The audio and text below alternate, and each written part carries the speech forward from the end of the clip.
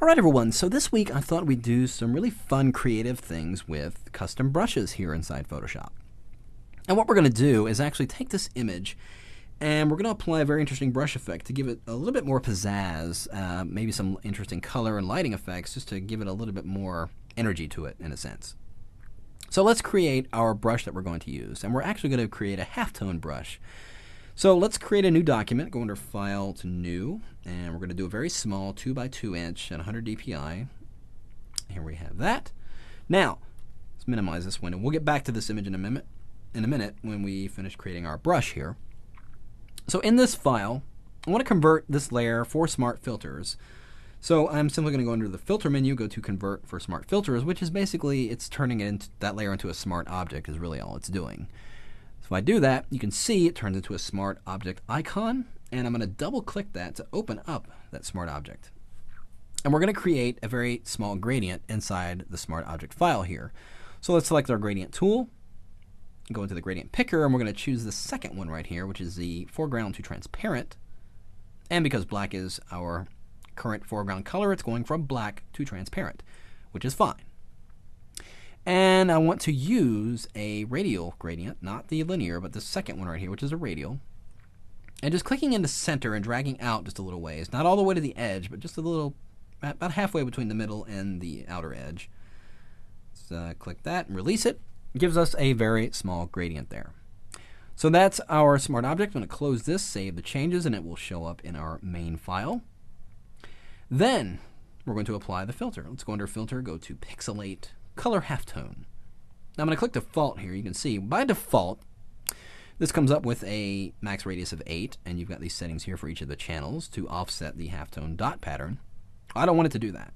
I'm going to actually set all of these to 0. Let's go to 0 tab, 0 tab, 0 tab. Now change this max radius to 10, and then we'll hit OK. And you can see what happens is that it creates a very uniform looking dot pattern. Well, here in the center, those dots are a little close to each other. They're actually touching. They're actually overlapping each other. I don't quite want it to do that. I want it to be a little bit more spaced. So because this is a smart object with smart filters applied, I don't have to go all the way back to the beginning and start over. I can actually go back into the smart object here and just adjust the gradient here. I'm going to actually bring up my levels dialog by pressing Command or Control L. And I'm just going to take the middle gray slider here and just push it over to the left just a little until that middle really dark area is not so dense. Just about like that. Hit OK, close the document, save the changes, and it will update in my file, and you can see those dots are a little bit more spaced out. They're not touching each other so much. So now let's create our brush. Go ahead here to my toolbar, select the Marquee tool, click inside the white area. You can see it selects everything but those dots. But it is in fact the dots that I want to be selected.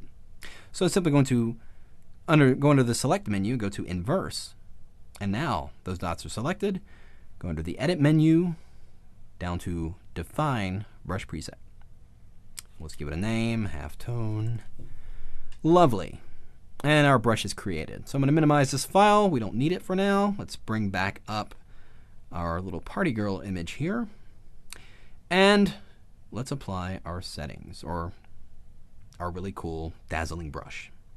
Let's create a new layer, and we're going to get the rectangular marquee tool and draw a small rectangular shape right along the bottom here. Not all the way, not the full length across, just a partial part of the way. And inside that selection, we're going to actually apply a gradient. Let's go and select our gradient tool again. Click on the gradient preview there to bring up the gradient editor.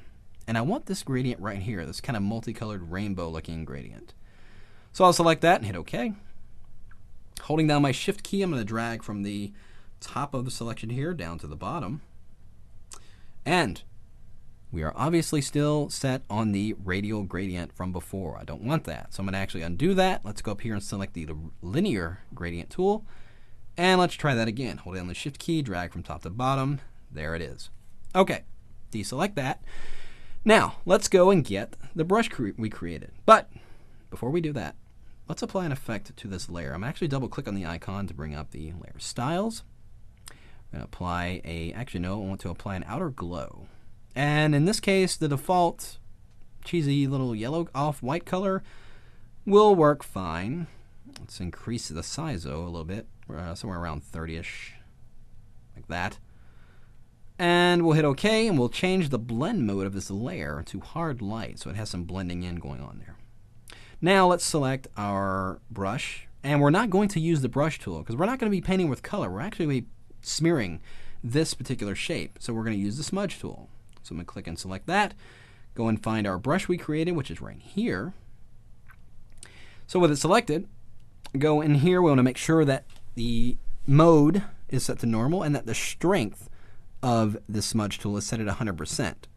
Now, if you remember, I did a 3D tubes tutorial using this very similar technique, and you just want to make sure that these settings are in place. We're going to bring up the brush options, and we don't want to have any of these checked. You don't want to have the smoothing on or anything like that. So I'm going to uncheck all these, except in this case, I'm going to check on shape dynamics because I am going to use the pen pressure here. You can see this is the control is set to pen pressure. I am in fact using a pressure sensitive tablet, which will affect the size as I'm painting my brush. Now, do you need a pressure sensitive tablet to do this technique? No, you do not. But I do it just because it gives me an interesting result. You can certainly play with any of these settings to come up with very similar type of results. So that's that. That is set. Let's close this, and let's go in here and start painting. Well, I'm actually make the brush a little bit smaller by using my left bracket key, so it's just a little bit smaller than the overall height of this gradient, which is right about there. Actually, I'm going to go a little bit smaller than that. Right about like that. Okay. So now, all I got to do is just click in any area of this gradient and just start clicking and dragging. And you can see, because of the multi lines of this brush, it's giving me a very interesting effect right there. So let's just kind of go like that. And maybe come in here in the bottom and just kind of do that. Oop. Zoomed out there.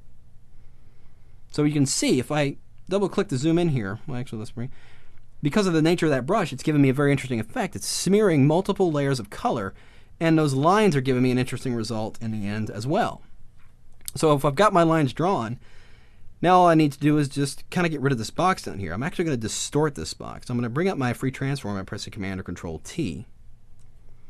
I'm going to control or right click directly on the object and bring up distort, and drag each one of these corner handles down in very different positions and increase the perspective here to give those lines there a little bit more interest into the direction they're going. And just press enter, and there I am done. So we've taken that halftone brush and smeared a gradient and give us a very interesting effect. And as you can see, it retained the glow and the blending mode that we applied to that original gradient shape. So you can see the possibilities here of taking a very simple shape with a gradient and smearing all kinds of really weird and interesting designs that you wouldn't be able to do with a regular brush. But by using that smudge tool in a very creative way, you can get a very interesting effect.